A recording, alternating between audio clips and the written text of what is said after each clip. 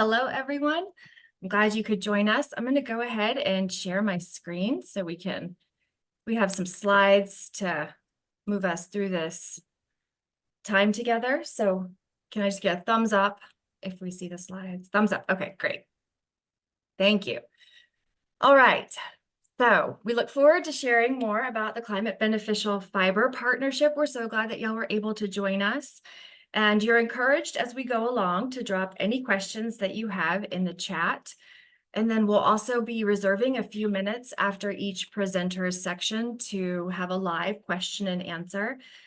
Just a reminder that this is being recorded and this will be posted publicly on NCAT's YouTube page, NCAT ATRA YouTube page.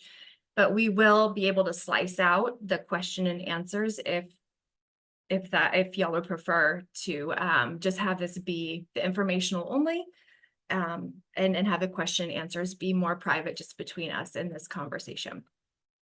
So I'm Elise Hashke. I'm a senior manager at the National Center for Appropriate Technology, and I'm also a partnership project manager. We've got a great lineup of speakers planned today, so I'm just going to take a few minutes here at the top to draw some broad contextual brushstrokes before my colleagues paint a more detailed picture of how this program is going to roll out in the Northern Great Plains. So let's see here. Advance my slide. Okay. So for starters, this program is the Climate Beneficial Fiber Partnership. It's funded by the USDA Partnerships for Climate Smart Commodities Initiative. This is a new USDA initiative, and it is promoting American-made food, feed, fiber, and forestry products that use climate smart practices. A climate smart commodity for this project is defined as any raw agricultural product that is grown using practices which reduce greenhouse gases or sequester carbon. Through this project, USDA is investing $3.1 billion in U.S. farmers, ranchers, and foresters through 141 pilot projects. And these pilot projects all serve the same intention of supporting producers to adopt climate smart conservation practices, to pursue cost-effective methods to quantify, monitor, and report on the greenhouse gas benefit of these practices, and to develop new markets and expand existing markets for climate smart commodities. I just wanted to pull out a few notes here. This is a very detailed program, and there's lots of information that you can find online. Of course, we're here to answer questions as they come up. But a few things I wanted to pull out and really highlight today is that this is an NRCS program.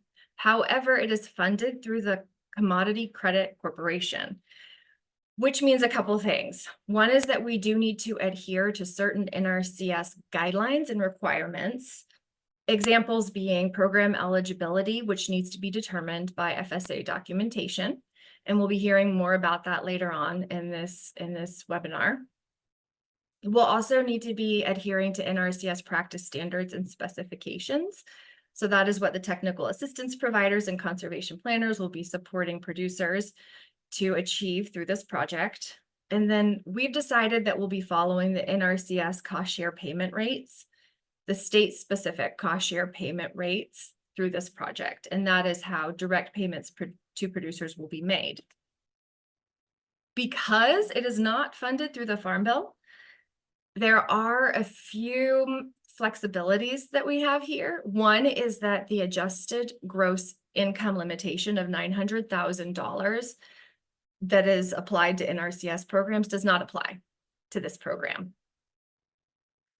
Also, the payments that are made through this project do not count towards the NRCS EQIP payment caps. So it's a separate program funded separately. So we have some of those nice kind of deviations from typical NRCS rules and regs. Really want to underscore that this initiative is not a federal carbon marketplace. USDA will not be generating, issuing, verifying, selling, or retiring carbon credits through this project. So I know that we've gotten a lot of questions about that across the partnership project. So I just wanted to make that very clear. That is not what USDA is doing. That is not what our project is doing. Okay. So this steps us into the Climate Beneficial Fiber Partnership. And this is a group of 6 partner organizations who saw this investment as an opportunity to leverage investment for fiber production specifically. And with fiber producers who we knew in our communities to already be building soil health and pursuing premium markets. So through this partnership, we'll be able to support wool growers and cotton farmers with technical assistance and financial assistance to adopt conservation ag practices and to access premium markets. So this project is being led by the National Center for Appropriate Technology, along with our 5 partner organizations. And you can see all of the partner logos here on the right, but I'll go ahead and read them out. These are very valued partners in this project. So Carbon Cycle Institute and Fibershed will be working with cotton growers and wool growers in California. New York Textile Lab will be working with wool growers in New York.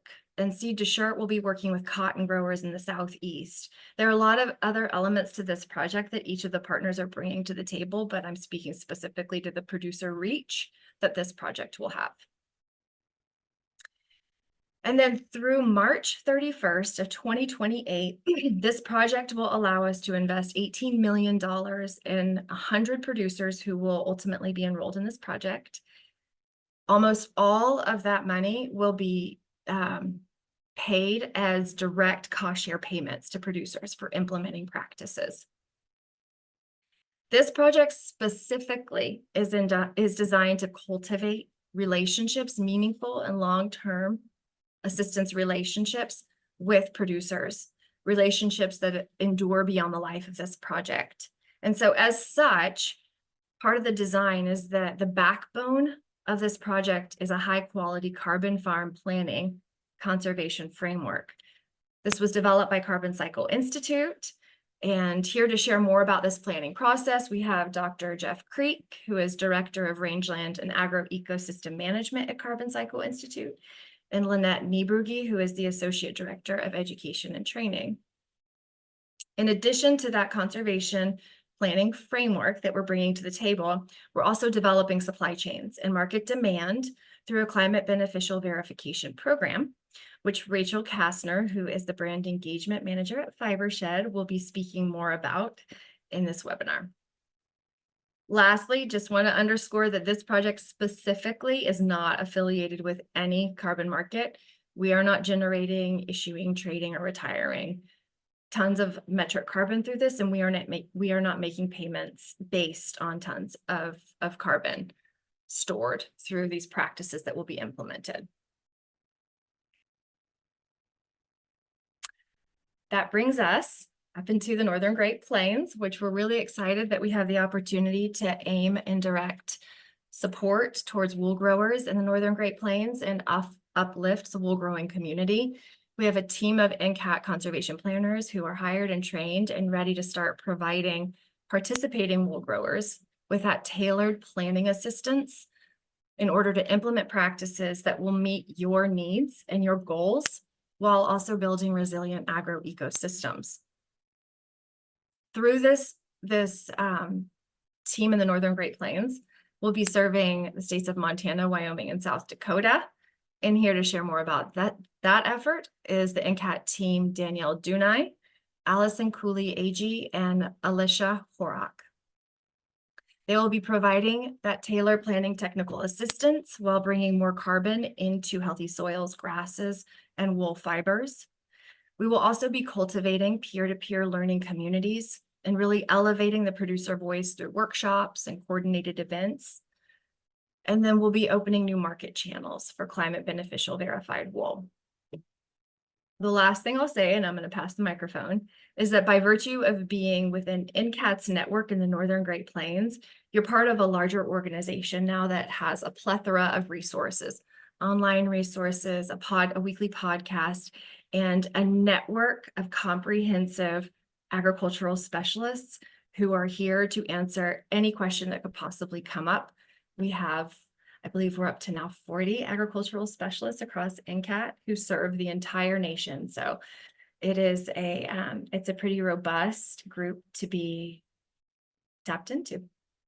And with that, I will pass the microphone to Alona Wild so she can introduce herself. Thanks, Elise.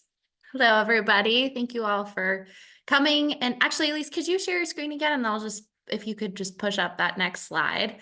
Yeah. Thank you. But my name is Alona Wild. I just wanted to give a quick just intro and introduce myself. I know you all have probably gotten some emails from me. I'm usually having to follow up and do a lot of our tedious record keeping and USDA requirements. So sorry in advance for that.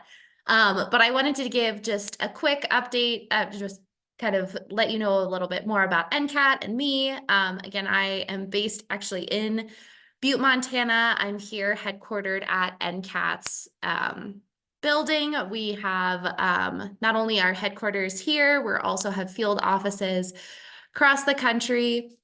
And we've been working in a sustainable ag and renewable energy, working in that field since 1976. So we have quite a few different government and USDA funded programs that we're working on. A big one Elise touched on is ATRA and our sustainable agriculture. So that's another, if you haven't really researched that or heard that much about it, feel free to ask us. And I put on that email website. We also have a hotline if you have any questions about that. But just wanted to give a face to the name and just say hello and please reach out. I man our fiber partnerships at ncat.org email address. So if you email that, I field all those queries and yeah, I'm looking forward to working with you all. And yeah, thank you all.